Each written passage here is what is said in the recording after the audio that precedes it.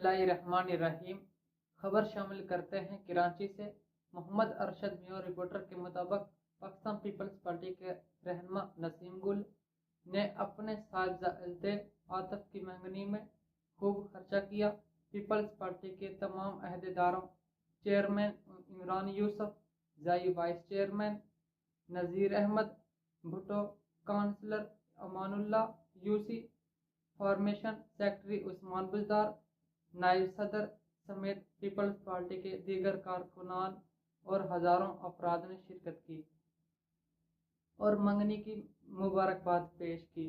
रात भर आतिशबाजी हुई और नाच गाने का भी चलता रहा। इस नौयत का ये तारीखी मंगनी की आज तक किसी भी वीआईपी शख्सियत ने ऐसी मंगनी शायद न की हो।